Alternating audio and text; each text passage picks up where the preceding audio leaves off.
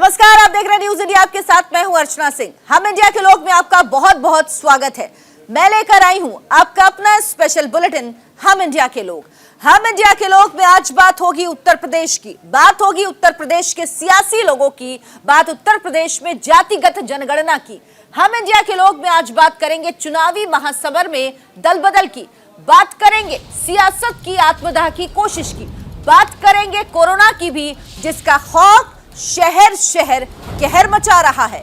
हम इंडिया के लोग में ऐसी हर खबर जो हमारी आपकी जिंदगी से जुड़ी है, हमारे आपके हक और हुकूक से जुड़ी है, तो बस बने रहिए अगले 60 मिनट मेरे साथ और आम लोगों के नजरिए से देखिए आम लोगों की जिंदगी से जुड़ी बड़ी खबरें।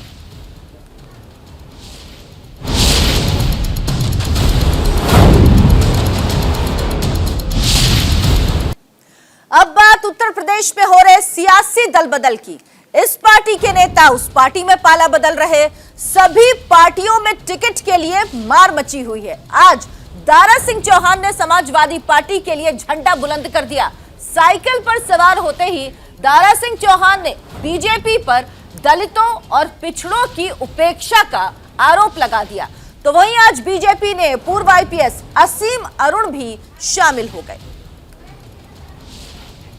लेकिन समाजवादी सरकार बनेगी तो अपने पिछड़ों को, दलितों को अगर आबादी के हिसाब से भी उनको लाभकारी योजनाओं से जोड़ना पड़ा तो समाजवादी पार्टी आगे आकर के जो लोग गुमराह करते हैं, जो उनका शोषण करते हैं, उनको लूटते हैं, मात्र एक दल है राजनीतिक दल, आदरणीय मोदी जी जैसा नेतृत्व।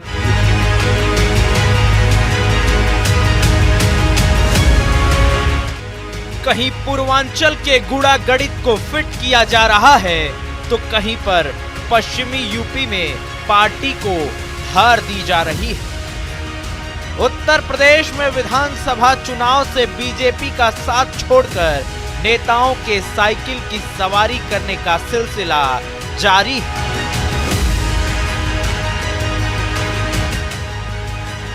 स्वामी प्रसाद मौर्य और कई विधायकों के बाद अब योगी सरकार में पूर्व मंत्री दारा सिंह चौहान ने भी बीजेपी को छोड़कर साइकिल पर बैठने का फैसला किया है।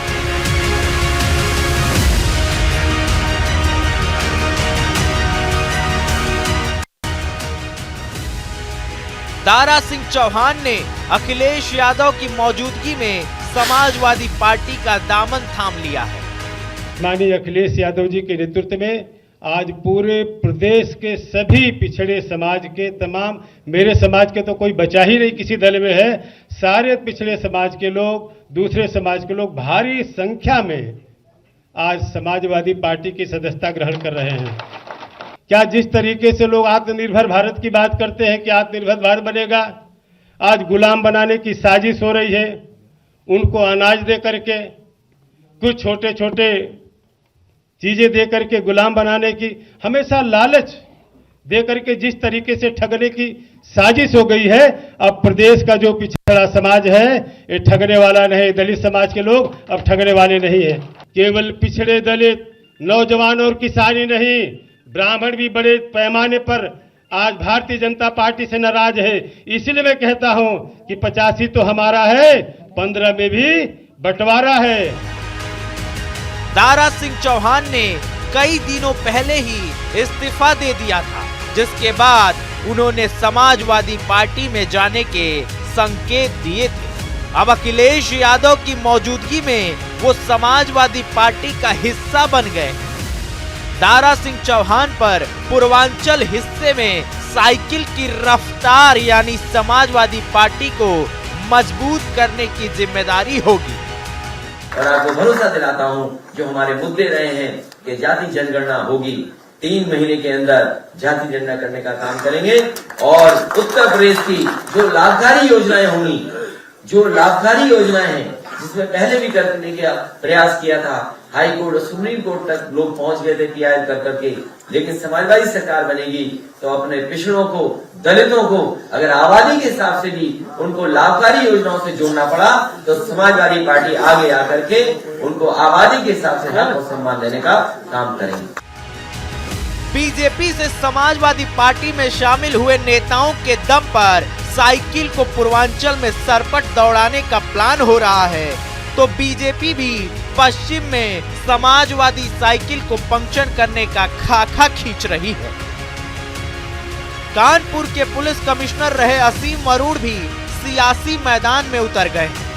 पूर्व आईपीएस असीम अरोड़ा को यूपी बीजेपी के अध्यक्ष स्वतंत्र देव सिंह ने बीजेपी का पटका पहनाकर पार्टी में शामिल करवाया। कहा जा रहा है कि असीम अरोड़ा कन्नौज से बीजेपी के टिकट पर चुनाव लड़ सकते हैं। बीजेपी में शामिल होने पर असीम अरोड़ा ने बीजेपी सरकार और पार्टी की नीतियों का हवाला दिया। बहुत प्रसन्न हूँ, संतुष्ट हूँ, क्योंकि भारतीय जनता पार्टी ने मुझे एक बहुत बड़ा अवसर दिया है लोक सेवा का। और लोक सेवा की जब मैं बात करता हूँ तो मैं एक बृहद रूप लेता हूँ, जिसमें कि किसी भी तरीके से लोक कल्याण के कार्य जो किए जाते हैं उसको मैं इसमें शामिल करता हूँ। और आप समझ सकते हैं कि ये निर्णय आसान नहीं था, लेकिन जब इसके ऊपर पूरी तरीके से मैंने और मेरे परिवार ने विचार किया तो उनको लगा, सभी को लगा कि एक तरफ कुछ 9 साल की एक मखमली जिंदगी है जिसमें कुछ और ऊंचे पदों पर जाने की संभावना है, दूसरी ओर कोई कष्ट नहीं है, एक आम व्यक्ति की जिंदगी है, लेकिन लोक कल्याण की लोक सेवा के बृहद अवसर है। भारतीय जनता पार्टी में मैं असीम अरोड़ा जी का दिल से स्वागत करता हूं। एक ईमानदार अधिकारी और ऐसे आने से, ऐसे लोगों को पार्टी में आने से पार्टी का कद बढ़ेगा, समाज में सम्मान बढ़ेगा, दलितों में समाज में संदेश एक जाएगा और एक विचार भी हमारा नीचे तक आपके माध्यम से पहुंचेगा। जो लोग गुमराह करते हैं, जो उनका शोषण करते हैं, उनको लूटते हैं, मात्र एक दल है राजनीतिक दल, आदरणीय मोदी जी जैसा नेतृत्व जो गरीबों की खुशहाली के लिए मरते हैं और उनके लिए काम करते हैं। और राज्य में आदरणीय योगी जी के आने के बाद मुसहर, बनटांगिया, थारू जैसे लोगों को राजस्व गांव में भी नहीं जोड़ पाते थे, आज भी उनको पक्का मकान देने का काम किसी ने किया है। तो भारतीय जनता पार्टी मैं पुनः आपका हृदय से असीम स्वागत करता हूं। असीम अरोड़ा कन्नौज के ही रहने वाले हैं। इस क्षेत्र में उन्होंने अपनी एक अलग ही पहचान बना रखी है। अब चुनावी मैदान में वे उसी पहचान और अनुभव का पूरा लाभ उठाना चाहते हैं। कन्नौज समाजवादी पार्टी का गढ़ माना जाता है, लेकिन ये गढ़ 2019 के विधानसभा चुनाव में ढह गया था। कन्नौज से अखिलेश की पत्नी डिंपल यादव बीजेपी के हाथों मात खा चुकी है। लिहाजा अब असीम अरोड़ा के बीजेपी में शामिल होने से अखिलेश यादव बीजेपी और असीम अरोड़ा पर तंज कस रहे हैं। पंचायत का चुनाव जब हुआ था उत्तर प्रदेश में, मैंने कहा था कि भारतीय जनता पार्टी के लिए जिलाधिकारी और पुलिस कप्तान मिलकर के चुनाव लड़ रहे हैं। और उसको आपने देखा कि उत्तर प्रदेश की बहनों के साथ, उन माताओं के साथ क्या घटना घटी।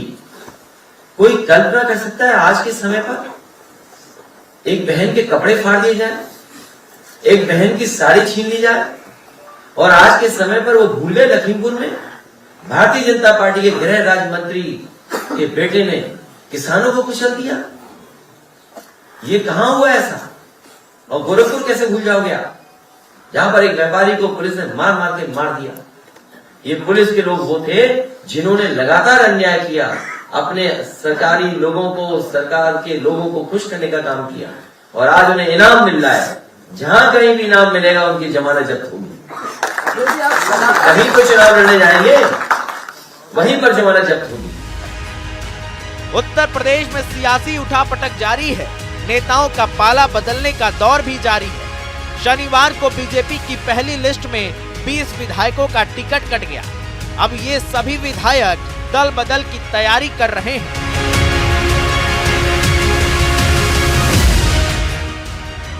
मौसम चुनावी है, लिहाजा इस 5 साल वाले लोकतंत्र के महापर्व से कोई भी नेता चुकना नहीं चाहता और हर हाल में चुनाव लड़ना चाहता है। लिहाजा जैसे जैसे चुनाव करीब आ रहा है, टिकट नहीं मिलने से सियासी सुर उबाल देंगे।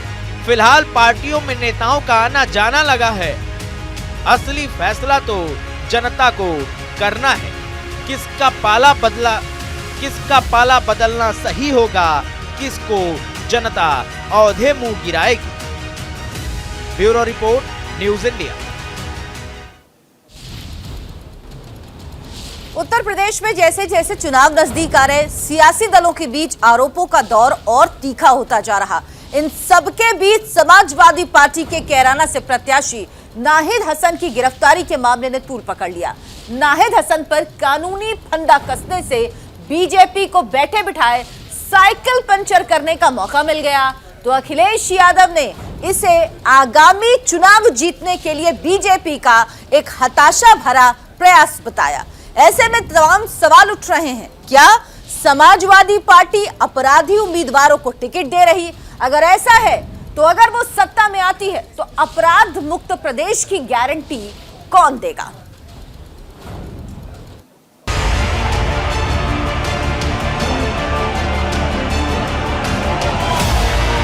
चुनाव की तारीखों की घोषणा होने के बाद तमाम पार्टियों में सरगर्मी तेज हो गई है। जैसे जैसे चुनाव नजदीक आ रहे हैं, सियासी दलों के बीच आरोपों का दौर और तीखा होता जा रहा है।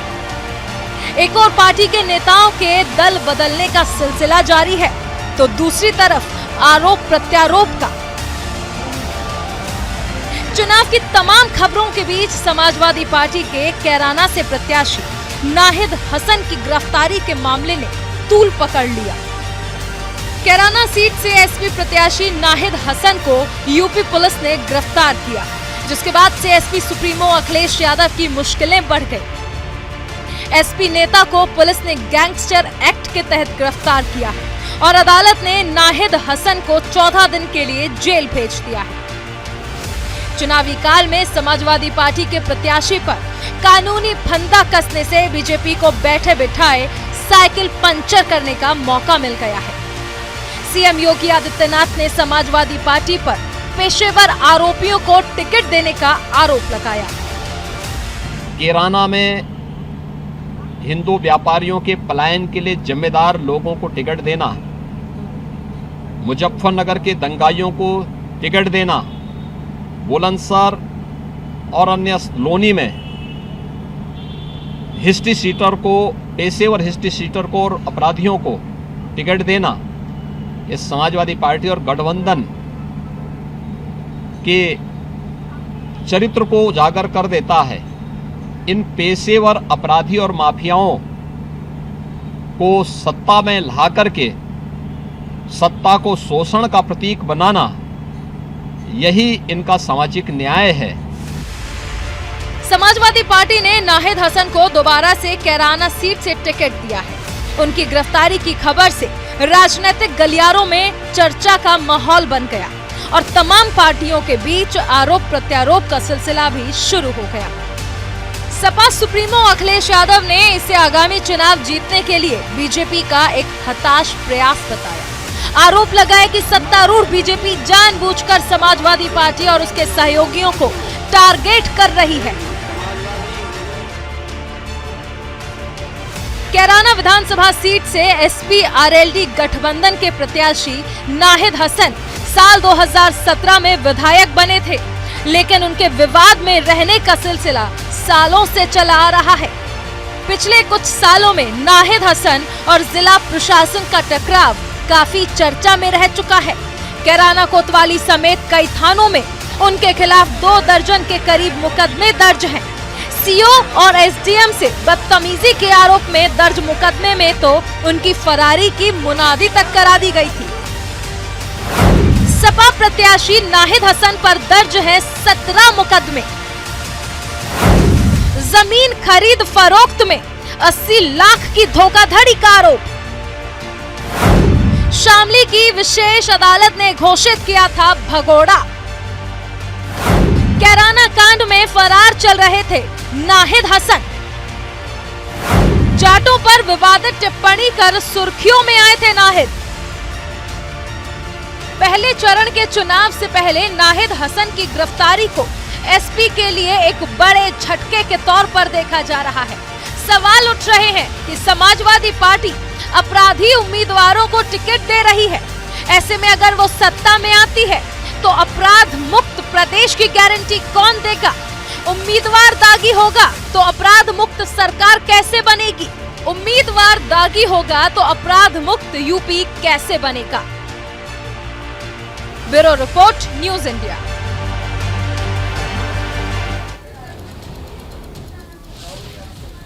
उत्तर प्रदेश के चुनावी महासंग्राम में पार्टियां लगातार टिकट बंटवारा कर रही, तो किसी का टिकट कट रहा तो किसी को टिकट मिल रहा। उत्तर प्रदेश की राजधानी लखनऊ में समाजवादी पार्टी के ऑफिस के बाहर उस समय हड़कंप मच गया जब समाजवादी पार्टी के कार्यालय के बाहर एक शख्स पेट्रोल छिड़ककर आत्मदाह करने की कोशिश करने लगा। आत्मदाह करने की कोशिश करने वाला शख्स का आरोप है कि पिछले कई सालों से समाजवादी पार्टी के लिए रात दिन मेहनत कर रहा था और वो अलीगढ़ के छर्रा विधानसभा से टिकट मांग रहा था। लेकिन इस बीच समाजवादी पार्टी ने वहां से किसी और प्रत्याशी को मैदान में उतार दिया, जिससे दुखी होकर शख्स ने पार्टी कार्यालय के बाहर आत्मदाह करने की कोशिश की। हालांकि वहां मौजूद पुलिस कर्मियों ने उसे पकड़ लिया और उसके बाद हिरासत में उसे थाने ले जाया गया। फिलहाल पुलिस ने आगे की जांच शुरू कर दी है। आत्मदाह करने वाले शख्स का नाम ठाकुर आदित्य बताया जा रहा है। चल रहा है जिला ठाकुर आदित्य जरूरी ठाकुर फिर से हम लोग 5 साल से पार्टी के लिए जमीन पे खूब काम किया हमने। कौन सा जिला? हमारे पास हजारों अलीगढ़ में विधानसभा किसको दे दिया टिकट? वहाँ से आपका नाम क्या है? ठाकुर आदित्य जरूरी समाजवादी। किसको आदित्य जरूरी? 2 मिनट का किसको मिल गया टिकट वहाँ से? वो आईडी नीचे करो यार, मुंह में चला गया, सुन लो, मुंह में चला गया पेट्रोल, दुख लो। अरे अब बस हटाओ, उल्टी हो जाएगी। 2 मिनट के लिए भैया रुक जाए। बस ये भैया आत्महत्या करूँगा। अब बात असम के लोगों की, बात असम के मुख्यमंत्री की, जिनको लोगों को होने वाली परेशानियों की चिंता है। असम के सीएम हेमंत बिस्व शर्मा ने शनिवार को ट्रैफिक रुकवाने के लिए नगांव जिले के उपायुक्त को खूब लताड़ लगाई। नगांव जिले के पुलिस प्रशासन ने असम के सीएम हेमंत बिस्व शर्मा की सुरक्षा के उपाय के रूप में नगांव कॉलेज के पास गाड़ियों की आवाजाही पर रोक लगा दी, जिसके बाद असम के मुख्यमंत्री काफी नाराज हो गए। सीएम को खुद के लिए लोगों को परेशानी में डालना अच्छा नहीं लगा। सड़क पर ट्रैफिक रुकवाने वाली बात सीएम हेमंत बिस्व शर्मा को अच्छी नहीं लगी और इस मामले पर उन्होंने सबके सामने नगांव डीसी को खूब खरी खोटी सुनाई। इसके बाद सीएम ने तुरंत डीसी को यातायात बहाल करने का आदेश दिया। क्या नाटक है? क्यों गाड़ी रुकवाए हैं? कोई रोजा महाराज आ रहा है क्या? बट ऐसा मत कर, आगे लोगों का कष्ट हो रहा है। पूरा गाड़ी जाने रहा।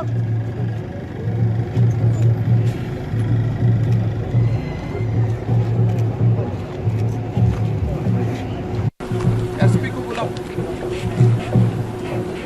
अरे डीसी साहब, ये क्या नाटक है? क्यों कोई रोजा महाराज आ रहा है क्या? बट ऐसा मत कर, आगे लोगों का कष्ट हो रहा है। पूरा गाड़ी जाने रहा।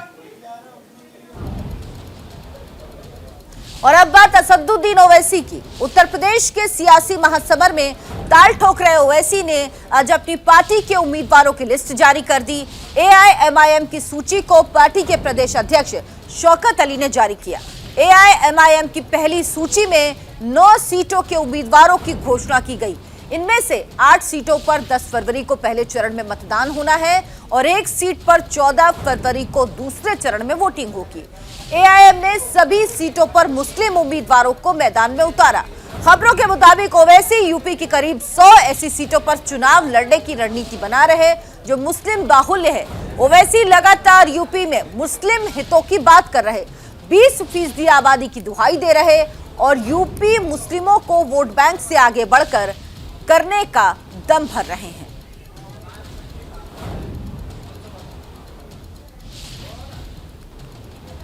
पंजाब विधानसभा चुनावों का ऐलान हो चुका। 14 फरवरी को पूरे पंजाब में एक साथ वोट डाले जाएंगे। चुनाव प्रचार भी जोरों पर है और पूरे चुनाव प्रचार में एक बात साफ तौर पर नजर आ रही, हर सियासी दल महिला मतदाताओं पर खासा ध्यान दे रहा। महिलाओं के लिए हर पार्टी ने अपने अपने तरीके से चुनावी ऑफर तैयार किए।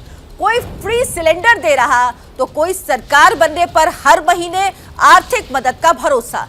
कुल मिलाकर महिलाओं के लिए ऑफर का बुके तैयार हो गया, जिसके बाद अब यह देखना दिलचस्प होगा कि चुनावों में आधी आबादी किसे पंजाब की कमान सौंपती है।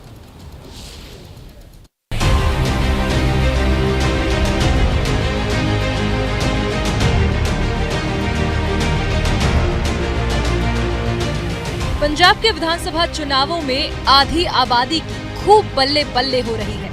हर सियासी दल अपने अपने तरीके से महिला मतदाताओं को लुभाने में लगा है और इसकी वजह क्या है ये भी हम आपको बता देते हैं। दरअसल पंजाब में महिला और पुरुष मतदाताओं की संख्या में ज्यादा अंतर नहीं है। आइए अब समझते हैं पंजाब में वोटों का गणित क्या है। कुल वोटर करीब 2 करोड़ 9 लाख। महिला मतदाताओं की संख्या 1 करोड़ के करीब। महिला मतदाताओं पर सियासी दलों की खास नजर।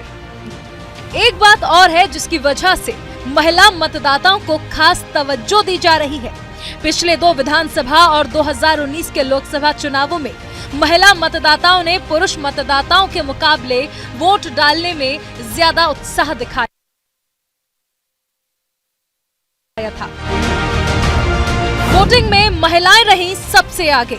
2012 में 77.58% पुरुषों ने वोट डाले थे, जबकि 78.90% महिला मतदाताओं ने अपने वोट का इस्तेमाल किया था।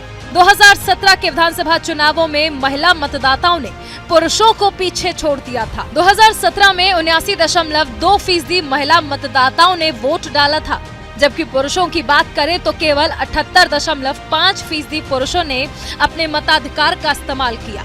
2019 के लोकसभा चुनावों में भी महिलाओं ने बाजी मार ली। 2019 में 79.2% महिलाओं ने वोट डाला तो केवल 78.5% पुरुष ही वोट के अधिकार का इस्तेमाल कर पाए थे। पिछले 3 चुनावों में लगातार महिलाओं के बाजी मारने से सियासी दलों को भी आधी आबादी की शक्ति का एहसास हो गया है। लिहाजा इस बार के विधानसभा चुनावों में सूबे के महिला और पुरुष समीकरणों को देखते हुए सभी सियासी दल महिलाओं पर फोकस कर रहे हैं। आम आदमी पार्टी ने सरकार बनने पर 18 साल से ऊपर की हर महिला को 1000 रुपए प्रति महीने देने का ऐलान किया है। 18 साल से ऊपर की हर महिला को, हर बेटी को, हर बहन को, हर माँ को हम 1000 रुपए हर महीने देंगे। अगर एक घर में 3 बहनें हैं तो तीनों को 1000 मिलेंगे।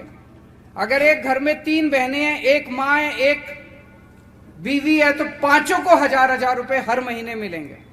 तो जिस महिला, जो महिला कहेगी मुझे 1000 रुपए चाहिए, उसका रजिस्ट्रेशन कर लेंगे। सरकार बनने के बाद उन सब महिलाओं को 1000 रुपए दिया जाएगा। जैसा भी भगवंत मान ने कहा, ये कैप्टन का कार्ड नहीं है, ये केजरीवाल की गारंटी है। महिलाओं को लुभाने में आम आदमी पार्टी ने पहल जरूर की, लेकिन इसका ये मतलब बिल्कुल भी नहीं कि दूसरे दल बैकफुट पर चले गए। शिरोमणि अकाली दल ने सरकार बनने पर अनुसूचित वर्ग की महिलाओं को हर महीने 2000 रुपए देने का ऐलान किया है।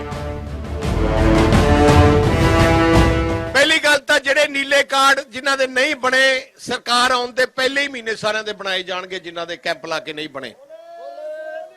सत श्री अकाल। जेडे नीले कार्ड जिन्हां दे बन जाणगे, ਉਹ ਸਾਰੇ नीले कार्ड ਸਾਰੇ ਪਰਿਵਾਰਾਂ ਦੇ। ਜਿਹੜੀ ਮੁੱਖ ਔਰਤ ਹੈ ਜਿਹੜੀ ਘਰ ਚਲਾਉਂਦੀ ਹੈ, ਐਕਟੀ 2000 ਰੁਪਇਆ ਮਹੀਨਾ ਉਹਦੇ ਖਾਤੇ 'ਚ ਅਸੀਂ ਮਹੀਨੇ ਦਾ ਭੇਜਿਆ ਕਰਾਂਗੇ। 24000 ਰੁਪਇਆ ਸਾਲ ਦਾ ਘੱਟ ਤੋਂ ਘੱਟ ਮੁਸ਼ਕਲ ਵੇਲੇ ਉਹ ਬੀਬੀ ਕੋਲੇ ਆਪਣਾ ਕੁਝ ਹੋਵੇ।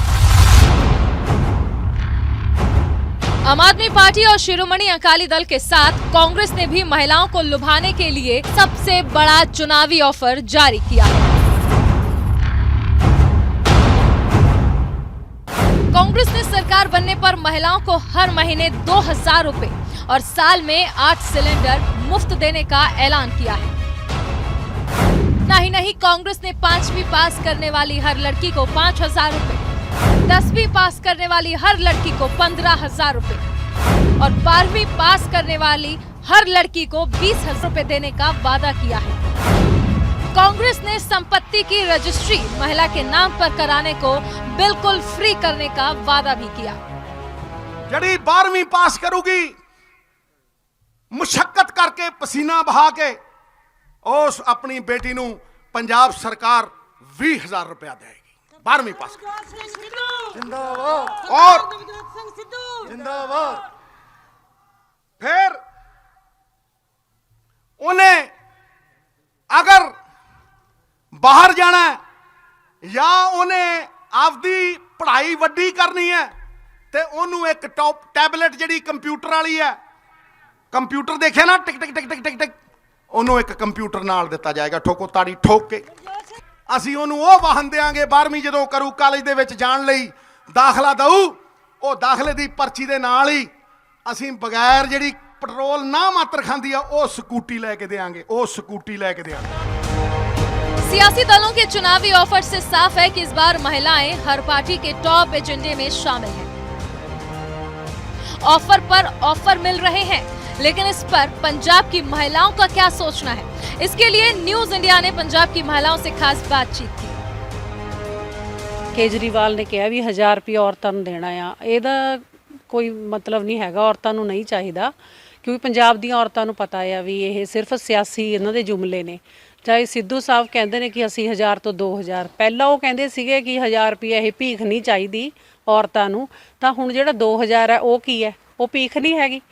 पहली बात तो उनको ये लालच नहीं देना चाहिए सरकारों को, उनको अच्छे से अच्छे स्कूल प्रोवाइड करने चाहिए और अच्छे हॉस्पिटल देने चाहिए, क्योंकि हमारे देश में जो गरीब लोग हैं उनको हॉस्पिटल में भी कहीं भी जगह नहीं मिलती। हम हॉस्पिटलों में जाकर देखते हैं बहुत सारे लोग नीचे पड़े होते हैं, उनको कोई भी फैसिलिटीज़ ऐसी अच्छी नहीं मिलती। ਇਹ ਜਿਹੜਾ ਮੈਂ 1000 ਕਹਿੰਦੀ ਆ 2000 ਕਹਿੰਦੇ ਨੇ ਸਾਰੀਆਂ ਪਾਰਟੀਆਂ, ਜੇ ਇੱਕ ਕਹਿੰਦਾ ਦੂਸਰਾ 1500 ਕਹਿ ਦਿੰਦਾ, ਤੀਸਰਾ ਕਹਿ ਦਿੰਦਾ 200, ਕਿਸੇ ਨੇ ਕੁਝ ਨਹੀਂ ਦੇਣਾ, ਸਿਰਫ ਸਾਨੂੰ ਜਨਤਾ ਨੂੰ ਗੁੰਮਰਾਹ ਕੀਤਾ ਜਾ ਰਿਹਾ। ਸਾਰੀਆਂ ਸਰਕਾਰਾਂ ਗੁੰਮਰਾਹ ਕਰ ਰਹੀਆਂ ਨੇ, ਜਿੱਦਾਂ ਕਿ ਕੇਜਰੀਵਾਲ ਆ ਲੋਕਾਂ ਨੂੰ ਕਹਿ ਰਿਹਾ 1000 ਰੁਪਈਆ ਅਸੀਂ ਦਾਂਗੇ, ਕੀ ਗੱਲ 1000 ਰੁਪਈਆ ਲਈ ਅੱਜ ਕੱਲ੍ਹ ਤੇ ਨੌਕਰ ਘਰੇ ਰੱਖਿਆ ਹੋਵੇ ਉਹ ਵੀ ਨਹੀਂ ਲੈਂਦਾ। ਮੇਰੀ ਇਹ ਹੱਥ ਜੋੜ ਕੇ ਸਾਰੀਆਂ ਸਰਕਾਰਾਂ ਨੂੰ ਬੇਨਤੀ ਹੈ ਵੀ ਸਾਨੂੰ ਵਿਕਾਸ ਚਾਹੀਦਾ ਵਾ, ਸਾਨੂੰ ਕੰਮ ਚਾਹੀਦਾ, ਮਹਿੰਗਾਈ ਨੂੰ ਨੱਥ ਪਾਈ ਜਾਵੇ ਤੇ ਇਹੋ ਜਿਹੀਆਂ ਸਾਨੂੰ ਇਦਾਂ ਨਾ ਗੁੰਮਰਾਹ ਕੀਤਾ ਜਾਵੇ। पंजाब में विधानसभा चुनावों की तारीख का ऐलान हो चुका है। 14 फरवरी को पूरे पंजाब में वोट डाले जाएंगे, जिसके नतीजे 10 मार्च को आएंगे। नतीजे जो भी हो, लेकिन महिलाओं के लिए एक से बढ़कर एक स्कीम ये तो साफ कर ही रही है कि पंजाब की महिलाओं के अच्छे दिन अब ज्यादा दूर नहीं है। Bureau report, news India. आज देश के लिए ऐतिहासिक दिन है। कोरोना महामारी को हराने के लिए चलाए गए टीकाकरण अभियान के आज 1 साल पूरे हो गए। आज ही के दिन 16 जनवरी 2021 को देश में स्वास्थ्य कर्मियों और फ्रंटलाइन वर्कर्स को टीका लगाए जाने की शुरुआत हुई थी।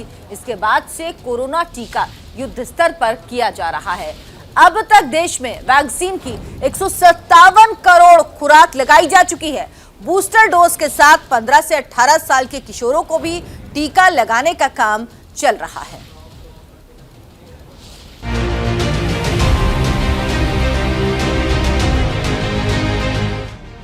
देश में कोरोना लगातार कहर बरपा रहा है। रोजाना आते लाखों मामले डरा रहे हैं, दूसरी लहर के मंजर की याद दिला रहे हैं। ऐसे में बड़ा सवाल ये है कि हमारा स्वास्थ्य महकमा कितना मजबूत हुआ है। दूसरी लहर में जहां लाखों लोगों ने अपनी जान गंवाई, कहीं वैसी स्थिति दोबारा तो नहीं आने वाली। इसके लिए हम कितने तैयार हैं? इन सब से परे देश की सेना हर संकट की घड़ी में जनता के लिए देवदूत की तरह खड़ी रहती है। आईटीबीपी की तरफ से दिल्ली के छतरपुर के राधा स्वामी सत्संग व्यास ग्राउंड में कोरोना से जंग के लिए Sardar Patel Covid care centre बनाया गया है। इसकी एक एक तस्वीर आज हम आपको दिखाएंगे। कोरोना की तीसरी लहर में ये सेंटर कितना तैयार है, कोविड मरीज यहाँ कितने सुरक्षित हैं। आईटीबीपी के डिप्टी कमांडेंट और सीनियर मेडिकल ऑफिसर सौरभ चक्रवर्ती भी आपको बताएंगे यहाँ का हर हाल। आईटीबीपी के द्वारा छतरपुर में जो कोविड सेंटर बनाया गया था, सरदार पटेल कोविड सेंटर, इसमें भी तमाम लोगों का इलाज कराया था। और जैसे मामले बढ़ रहे हैं कोरोना की तीसरी वेव में, तो इस सेंटर को फिर दोबारा से शुरू किया गया है। हालांकि अभी यहाँ पर कितने पेशेंट है, क्या यहाँ का प्रोसेस रहता है, बातचीत करने के लिए हमारे साथ कुछ डॉक्टर सौरभ चक्रवर्ती जी हैं। सर, ये बताइए कि कोरोना का मामले फिर से बढ़ रहे हैं, आईटीबीपी के द्वारा जो सेंटर बनाया गया था Sardar Patel Covid care centre, अभी यहाँ पर कितने पेशेंट है और क्या यहाँ का प्रोसेस होता है? यहाँ अभी तक 211 पेशेंट है और भी पेशेंट एडमिट हो रहे हैं, आप देख सकते हैं रिसेप्शन में। और हमारे पास प्रोसेस ये है कि आमतौर पे जो डिस्ट्रिक्ट सर्विलेंस ऑफिसर हैं वो हमारे पास भेजते हैं पेशेंट, हमें इन्फॉर्मेशन, प्रायर इन्फॉर्मेशन दी जाती है, उस इन्फॉर्मेशन के तहत पेशेंट आते हैं हमारे पास और वो 2B गेट में आते हैं पेशेंट। वहाँ से उनकी जो भी हम चेक कर लेते हैं कि उनके पास सारे डॉक्यूमेंट्स है या नहीं। सारे डॉक्यूमेंट मतलब एक तो पॉजिटिव रिपोर्ट या तो डीएसओ ने भेजा होगा या उनके पास खुद पर्सनली होगा, फिर साथ में उनके आधार कार्ड होना चाहिए। आधार कार्ड किसी के नहीं है, जैसे फॉरेन से पेशेंट आ रहे हैं जो एयरपोर्ट से पॉजिटिव आ रहे हैं, उनके पास पासपोर्ट है तो आधार कार्ड या पासपोर्ट हम लेते हैं उनके डॉक्यूमेंट में, यही है। और इसके बाद पेशेंट आ जाते हैं अंदर, रिसेप्शन में बैठ के आप देख सकते हैं यहाँ पे इंटरकॉम लगा हुआ है। अंदर जो डॉक्टर है तो उनके सेफ्टी के लिए, सबके सेफ्टी के लिए वहाँ पे पीपी में भी है हमारे स्टाफ, तो वो उनकी बीपी पल्स ये सब चेक करते हैं और हिस्ट्री लेने के लिए अंदर जो है वो हिस्ट्री लेते हैं, इंटरकॉम के थ्रू बात कर रहे हैं, आप देख सकते हो।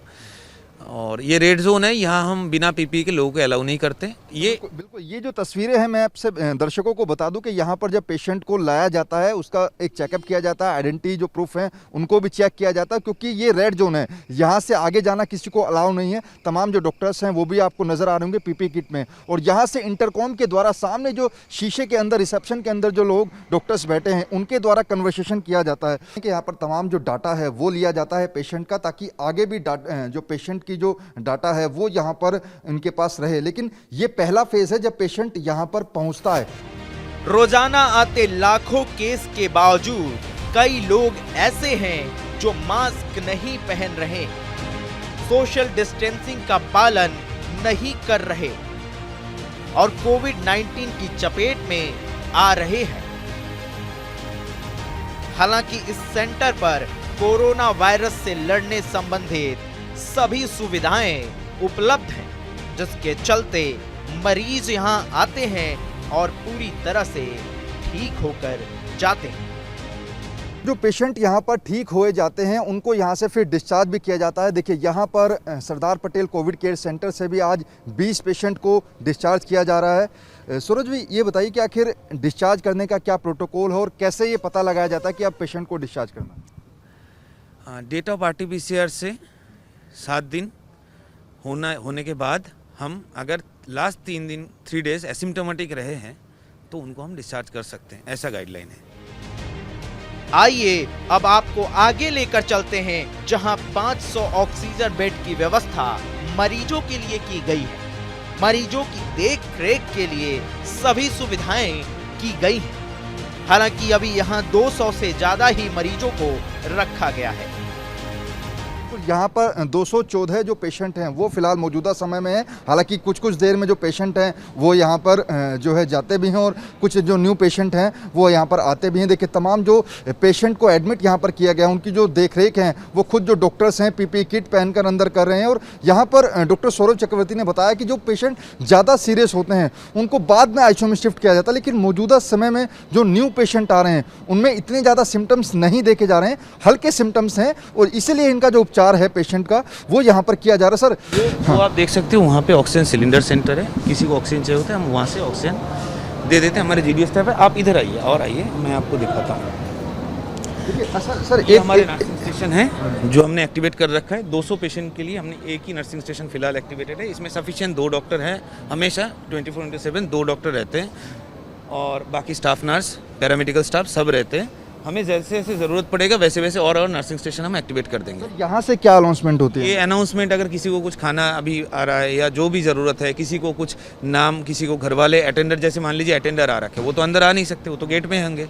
तो जब हमारे पास इन्फॉर्मेशन पहुँचता है गेट से कि ऐसा ऐसा अटेंडर है, उनसे बात करना चाहते तो हम यहाँ से अनाउंस कर देते ये कौन है ये, तो उनसे हम बात करवा देते, फिर उनको बोलते कि आप घर पर बात करो, अटेंडर वहाँ पर है और तो कभी कभी ऐसा होता है किसी का फ़ोन स्विच ऑफ हो गया तो वो फ़ोन अब घर वाले उनको कांटेक्ट नहीं कर पा रहे, तो हम यहाँ से अनाउंस करके उनको बोल देते हैं। अदरवाइज अगर ज़्यादा कुछ ज़रूरत पड़े तो हम अंदर, तो लोग है ही, आप देख सकते हो अंदर पीपी पहन के लोग घूम ही रहे हैं, कंटिन्यूसली अंदर स्टाफ है, हमेशा टेक केयर करते हैं। बट कुछ अनाउंसमेंट करना है तो अनाउंसिंग सिस्टम आप देख सकते हो यहाँ से करते हैं। सर एक सवाल होगा, कोविड की जो दूसरी वेव आई थी उस दौरान हमने देखा था कि यहाँ पर भी सारे बेडेड फुल हो गए थे। वो सिचुएशन अगर दोबारा आती है तो क्या यहाँ पर बेड की संख्या भी बढ़ाई जा सकती है? यहाँ सारे बेड फुल हो गए थे, अब कब देखा आपने? नहीं, यहाँ बेड फुल नहीं हो गया था कभी भी। यहाँ हमारे जैसे जैसे ज़रूरत पड़ते वैसे वैसे हम बेड बढ़ा देते। ग्रेडेड रिस्पांस में हमारे अभी भी बेड फुल नहीं है, कभी भी बेड फुल नहीं हुआ है, क्योंकि अगर ज़रूरत पड़ता है तो हम और बेड बढ़ा देंगे। अगर सर सिचुएशन ख़राब होती है तो बेडेड बढ़ाने की भी यहाँ व्यवस्था? हाँ बिल्कुल, ये तो 10,000 बेड का हॉस्पिटल के हिसाब से ही प्लान्ड है, तो अभी 500 बेड है। अब जैसे जैसे ग्रेडेड रिस्पांस में दिल्ली सरकार ने बोलेंगे, चाहेंगे तो हम ऐसे ऐसे इसको बढ़ा दें। Sardar Patel Covid care centre में महिलाओं के लिए अलग से वार्ड बनाया गया है। सीनियर मेडिकल ऑफिसर सौरभ चक्रवर्ती बताते हैं कि महिलाओं के वार्ड में भी कोई पुरुष नहीं जा सकता। इसके साथ ही महिलाओं की सुख सुविधा का पूरा ख्याल रखा गया है। देखिए मेरे पीछे आप दो देख रहे हैं, यहाँ पर जो फीमेल पेशेंट हैं उनको यहाँ पर रखा गया है, और यहाँ पर भी इन लोगों को भी देखिए ऑक्सीजन कंसंट्रेशन जो है वो यहाँ पर रखा गया है। पीने के पानी की जो व्यवस्था है वो यहाँ पर की गई है। साथ ही साथ यहाँ पर जितने पेशेंट हैं उनके खाने पीने की जो व्यवस्था है वो राधा स्वामी जो सत्संग व्यास है उनकी तरफ से की जाती है। सर एक सवाल, जो फीमेल पेशेंट है और जो मेल पेशेंट है उनके बीच में अगर सपोज कीजिए कि कोई हस्बैंड एंड वाइफ है, उनको आपस में बात करनी है तो क्या आपने व्यवस्था की? वो आपस में बात करना है तो बीच में जो कॉमन एरिया है वहाँ पे आके बात कर सकते हैं, बट हम ये अलाउ नहीं करते कि फीमेल वार्ड में मेल आके बैठ जाए, ये हम अलाउ नहीं करते क्योंकि ये ठीक नहीं है। सिमिलरली फीमेल भी मेल वार्ड में यूजुअली नहीं जाते हैं। कोरोना की दूसरी लहर में अगर किसी चीज की सबसे ज्यादा जरूरत थी और कई लोगों ने उसकी कमी की वजह से अपनी जान भी गंवाई, वो थी ऑक्सीजन। लेकिन Sardar Patel Covid care centre फिलहाल ऑक्सीजन की पूरी व्यवस्था से सुसज्जित है। यहाँ ऑक्सीजन की कोई कमी नहीं है। ऑक्सीजन की वजह से देश के अंदर काफ़ी ज़्यादा मौत हुई थी, लेकिन फिलहाल Sardar Patel Covid care centre में किस तरीके की व्यवस्था ऑक्सीजन की गई है वो आप तस्वीरों में देखिए कि यहाँ पर जो इसके पीछे आईसीयू वार्ड हैं उसके लिए यहाँ पर ऑक्सीजन की पूरी व्यवस्था है। सर अभी फिलहाल कितने ऑक्सीजन आपके पास और क्या व्यवस्था की गई? ऑक्सीजन हमारे पास सफिशिएंट सिलेंडर्स है, जैसे मैंने आपको बोला जंबो सिलेंडर जैसे है हमारे पास। We have 3691 jumbo cylinders and also 1891 B type medium size cylinders. Also we have oxygen plant 250 litre per minute pressure swing adsorption technology. We have oxygen plant also. Plant is connected through the same system as this oxygen manifold. So पहले मैं आपको ये oxygen manifold दिखाना चाहूँगा। आप आइए इसमें। ये सर यहाँ से डायरेक्ट ऑक्सीजन जो है वो आईसीयू सेंटर में जाता है? हाँ, आईसीयू में डायरेक्ट जाता है। डायरेक्ट सेंट्रल सब ऑक्सीजन सप्लाई है, ये डायरेक्टली यहाँ से आते हैं। आप इधर आइए, मैं दिखाता हूँ। ये जैसे 20-20 सिलेंडर एक एक फ्लैंक में है। अब ये लेफ्ट बैंक है, ये राइट बैंक है, आप यहाँ देख सकते हो। अगर ये ऑन किया जाता है, जैसे आईसीयू में कोई पेशेंट नहीं है तो हमने इसको ऑन नहीं किया है, लेकिन फिर भी ये प्रेशर दिखा रहा है, कितना कितना प्रेशर है, बीच वाला प्रेशर जो है वो दिखा रहा है। हमने ऑफ कर रखा है इसीलिए प्रेशर डाउन है। अगर जैसे हम खोल देंगे, इसमें सारे भरे हुए सिलेंडर हैं, जैसे खाली सिलेंडर हम उधर रख देते हैं, और ये भरे हुए सिलेंडर है, इसमें प्रेशर भी दिखाता है कितना है इन यूज़, कितना रेडी, आप देख सकते हो। जो हमने अगर इस तरफ कुछ खाली हो जाता है, इनको चेंज करना होता है लेफ्ट बैंक का, तो हमने राइट बैंक का ऑन कर देते हैं, लेफ्ट बैंक का जो है इसमें सप्लाई बंद कर देते हैं यहाँ से, और फिर हमने यहाँ चेंज करते हैं। फिर अगर हमें इधर देना है, फिर हम इसको बंद करके इधर दे, दोनों जगह एक साथ नहीं देते। और इसके अलावा अगर हम उसको चलाएंगे, ऑक्सीजन प्लांट आप देख सकते हो जो 250 लीटर पर मिनट का पीएसए ऑक्सीजन सिस्टम है, वो वहाँ से ये कनेक्टेड है। तो अगर हम उसको ऑन करते तो इन दोनों को ऑफ करना पड़ेगा, अदरवाइज ऑक्सीजन वेस्टेज होगा। जरूरत कब पड़ती है सर? अगर ज़्यादा मात्रा में पेशेंट हो और हमारे सिलेंडर सफिशिएंट ना हो तो तब हमें उसकी ज़रूरत पड़ेगा। फिलहाल उसकी ज़रूरत नहीं पड़ा है।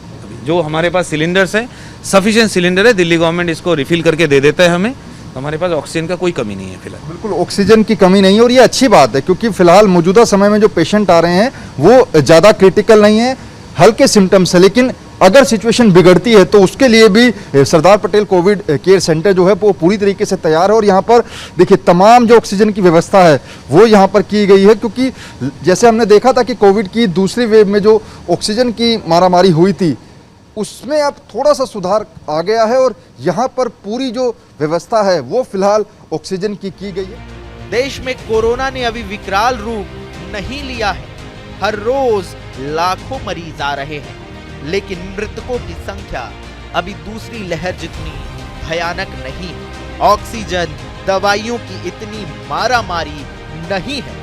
हालांकि ये सेंटर उन परिस्थितियों से निपटने के लिए भी पूरी तरह से तैयार हैं जिन मरीजों की हालात ज्यादा बिगड़ जाती है। उन्हें फिर यहाँ आईसीयू में शिफ्ट किया जाता है। यहाँ 150 आईसीयू बेड की व्यवस्था भी की गई है।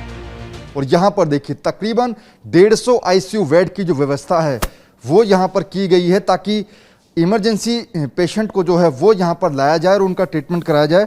डॉक्टर सौरभ हमारे साथ लगातार बने हुए हैं। सौरभ जी, ये अभी आईसीयू बेड क्योंकि ज़्यादा सिम्टम्स वाले पेशेंट नहीं आ रहे हैं जो इमरजेंसी हैं, किस तरीके से इनको फिलहाल अगर ज़रूरत पड़ती है तो शुरू किया जा सकता है? जब भी ज़रूरत पड़ेगा हमारे पास आईसीयू तैयार है बिल्कुल। जब भी कोई पेशेंट अगर रिसेप्शन में भी भेजना है तो 5 मिनट में हम यहाँ शिफ्ट करके जो भी उनको वेंटिलेशन में देना है, जो भी करना है हम कर सकते हैं, और वार्ड से भी जब भी ज़रूरत पड़ेगा हम कर सकते हैं। हमारे पास स्टाफ भी है और हमारे पास इक्विपमेंट सारे हैं। हमारे पास आप देख सकते हैं कि वेंटिलेटर है। ये जो आप वेंटिलेटर देख पा रहे हो ये पीएम केयर फंड के वेंटिलेटर है। इसके 150 वेंटिलेटर हमारे पास है। इसके अलावा हमारे पास और भी कुछ टाइप के वेंटिलेटर्स है। हमारे पास कार्डियक मॉनिटर भी है सफिशिएंट, वो आप देख सकते हो। उतना ही जितना बेड है उतना हमारे पास कार्डियक मॉनिटर है। ये क्रैश कार्ड वगैरह है। ये हमारे एक्सरे मशीन है। एक्सरे अगर आपने वार्ड में एक एक्सरे मशीन देखा, अगर वार्ड में चाहिए तो वो है। ये आईसीयू के अंदर है। उसके पीछे आप वो देखो डिफिब्रिलेटर, वो छोटा सा ब्लू कलर के जो मशीन है वो डिफिब्रिलेटर, अगर किसी को कार्डियक डिफिब्रिलेटर का जरूरत पड़ता है तो। इसके अलावा अगर कोई पेशेंट को डायलिसिस, आईसीयू में किसी को डायलिसिस पेशेंट अगर हमारे पास आ जाता है क्रोनिक किडनी डिजीज के, तो उनको डायलिसिस करने के लिए सीआरआरटी मशीन भी हमारे पास है। इस साइड में है, थोड़ा सा व्यू आपको अंदर जाके दिखाना पड़ेगा फिर। सर एक सवाल होगा, ये जो दवाइयाँ वगैरह रखी हुई हैं इनका कुछ बारे में बताइए। दवाइयाँ हमारे पास सफिशिएंट है। जो भी आईसीयू में ज़रूरत है, इमरजेंसी मेडिसिन है। कुछ मेडिसिन हम बाहर नहीं रख सकते, फ्रिज में रखना पड़ता है, वो भी आप देख सकते हो, फ्रिज भी है यहाँ पे। तो हमारे पास जो भी दवाइयाँ चाहिए, और ये थोड़ी सी दवाई यहाँ पे रखा हुआ है। मेन तो हमारे दवाई है आईसीयू और जो हमारे उसके लिए वार्ड के लिए, वो हमारे यहाँ पे नीचे एक सब स्टोर है, वो इशू करता है। तो जब भी हमें कोई भी दवाई चाहिए होता है, अगर यहाँ पे नहीं है तो हम सब स्टोर में कॉल करते हैं, सब स्टोर से तुरंत आ जाता है। मेन स्टोर हमारे पीछे है, जो मेन स्टोर में और सब कुछ दवाइयाँ और ज़्यादा रखा हुआ है। तो हमारे फंक्शनलिटी की ईजी के लिए चीज़ के लिए हमने इस तरह से स्टोर, सब स्टोर सब कुछ बना रखा है। तो हमारे पास सफिशिएंट मेडिसिन भी है, कोई दिक्कत नहीं। तो बिल्कुल पूरी व्यवस्था दवाइयों की है, ऑक्सीजन बेड की है, वेंटिलेटर बेड की है, आईसीयू बेड की है। तकरीबन 150 आईसीयू बेड जो हैं वो यहाँ पर तैयार किए गए हैं। इसके अलावा बात करें तो 500 ऑक्सीजन बेड भी हैं। तो कुल मिलाकर फिलहाल जो है 650 टोटल बेड का ये जो Sardar Patel Covid care centre है वो लोगों के लिए बनाया गया है। और लोगों को परेशानी ना हो इसके लिए खुद डॉक्टर सौरभ चक्रवर्ती जी ने अपना नंबर बाहर लिखा हुआ है कि अगर किसी को भी जरूरत पड़ती है तो एनी टाइम इनको कॉल कर सकते हैं। तो कुल मिलाकर ये व्यवस्थाएं पूरे कोविड केयर सेंटर के द्वारा रखी गई हैं। कोरोना की जंग से निपटने के लिए Sardar Patel Covid care centre पूरी तरह तैयार है। यहां मरीजों के बेड से लेकर ऑक्सीजन की उपलब्धता, आईसीयू बेड, सभी चीजों की व्यवस्था है। सेंटर हर स्थिति के लिए पूरी तरह से तैयार है और यहां सभी तरह की सुविधाएं मरीजों को दी जा रही हैं। तो देश की सेवा में हमेशा सेना सबसे आगे रहती है, और आज हमने आईटीबीपी के द्वारा बनाया गया Sardar Patel Covid care centre के अंदर की तस्वीरें हमने आपको दिखाई कि किस तरीके से यहाँ पर कोरोना पेशेंट के लिए व्यवस्थाएं की गई हैं। क्योंकि कोरोना की पहली और दूसरी वेव में भी यहाँ पर काफ़ी पेशेंट का इलाज किया गया, और अब तीसरी वेव, जैसे डॉक्टर मान रहे हैं कि कई देश के अंदर तीसरी वेव आ चुकी है, भारत के अंदर भी तीसरी लहर ने दस्तक दे दी है। रोजाना लाखों की संख्या में मामले आ रहे हैं। तो ऐसे में अब यह इस कोविड सेंटर की बात करें तो हर तरीके की व्यवस्था जो है वो यहाँ पर की गई है और ज़्यादा से ज़्यादा पेशेंट का इलाज जो है वो इस कोविड केयर सेंटर में किया जा रहा है। कैमरा पर्सन नरेश के साथ नमित त्यागी, न्यूज़ इंडिया, दिल्ली। आपने सड़कों पर फर्राटा भरते डिलीवरी बॉय देखे होंगे, आपने दौड़ते भागते डिलीवरी बॉय देखे होंगे।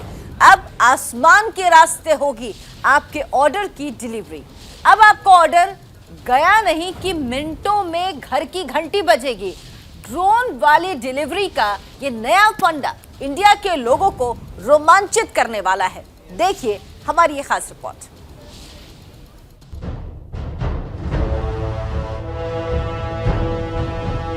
अब आप स्विगी या जोमेटो से खाना ऑर्डर करें और कुछ देर बाद आपके दरवाजे पर ड्रोन दस्तक दे तो चौंकिएगा नहीं।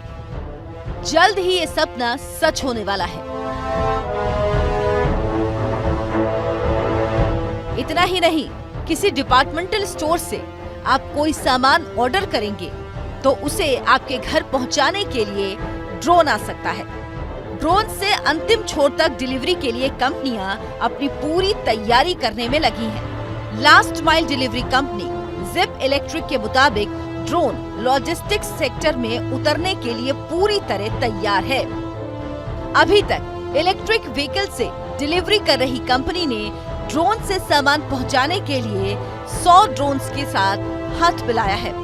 कंपनी अभी पहले फेज में 200 ड्रोन मार्केट में उतारने जा रही है। ये ड्रोन शुरुआत में दिल्ली, एनसीआर, बेंगलुरु, हैदराबाद, मुंबई और पुणे में डिलीवरी करेंगे। 100 ड्रोन्स डिलीवरी करने वाले ड्रोन डेवलप करती है। कंपनी पहले ही कई ड्रोन तैयार कर चुकी है जिन्हें खासतौर पर डिलीवरी के लिए बनाया गया है। कंपनी की वेबसाइट पर डिलीवरी ड्रोन के 2 मॉडल की जानकारी दी गई है। पहला मॉडल मारुति 2.0 है जो कम दूरी की डिलीवरी यानी 40 किलोमीटर रेंज के लिए है। वहीं दूसरे ड्रोन एडर्ना की डिलीवरी रेंज 110 किलोमीटर तक है। ये दोनों मॉडल 5 किलो तक का वजन उठा सकते हैं। जिप इलेक्ट्रिक के मुताबिक अभी डिलीवरी में जितने ड्रोन उतारे जा रहे सभी में स्मार्ट लॉकर लगे होंगे। डिलीवरी मांगने वाले ग्राहक के पास एक ओटीपी आएगा जिसे डालकर स्मार्ट लॉकर को खोला जा सकेगा। इससे डिलीवर हो रहे सामान की सुरक्षा सुनिश्चित होगी। ड्रोन से डिलीवरी शुरू होने पर लोगों के समय की भी बचत होगी। ये ड्रोन सिर्फ रिमोट लोकेशन में नहीं बल्कि शहरों के अपार्टमेंट में भी डिलीवरी करेंगे। ये खुद से लोकेशन ट्रैक करने की टेक्नोलॉजी से लैस होंगे। इसके अलावा डिलीवरी ड्रोन में रिमोट आईडी और डिटेक्ट एंड अवॉइड जैसे न्यू एज टेक्नोलॉजी का भी इस्तेमाल किया जा रहा है। ये ड्रोन को रास्ते में किसी उड़ती चीज या किसी बिल्डिंग से टकराने से बचाएगा। अभी ये सुविधा मल्टी स्टोरी बिल्डिंग्स में शुरू होगी। कंपनी के सामने मुसीबत सकरी गलियों में ड्रोन को ऑपरेट करने में है। ऐसे मोहल्लों में ड्रोन से डिलीवरी की राह का सबसे बड़ा रोड़ा गलियों में तारों का फैला जाल है। ड्रोन को इलेक्ट्रिक स्कूटरों के बेड़े में शामिल किया जाएगा। इसके जरिए उन जगहों पर डिलीवरी की जाएगी जहां पहुंचना कठिन होता है। इससे खाना, दवाइयां और किराने के सामानों की जल्द डिलीवरी हो सकेगी। कंपनी का कहना है कि लास्ट माइल डिलीवरी सर्विस में ड्रोन शामिल होने के बाद ज्यादा प्रभावी हो जाएगा। अभी सड़कों पर भारी ट्रैफिक और ड्राइवरों पर बढ़ती निर्भरता की वजह से इसकी स्पीड प्रभावित होती है। पिछले साल केंद्र सरकार ने नई ड्रोन पॉलिसी का ऐलान किया था। इस पॉलिसी के मुताबिक ड्रोन उड़ाने को लेकर नियमों में कई बदलाव किए गए। नई पॉलिसी को लेकर प्रधानमंत्री नरेंद्र मोदी ने कहा कि नए ड्रोन नियम स्टार्टअप और काम कर रहे युवाओं की काफी मदद करेंगे। जाहिर है अब आप भी नए तरह के रोमांच के लिए तैयार हो जाइए। दरवाजे पर दस्तक दे रहे ड्रोन अब आपकी खूबसूरत यादों में बसने के लिए तैयार हैं। Bureau report, news India. हम इंडिया के लोग में आज बस इतना ही।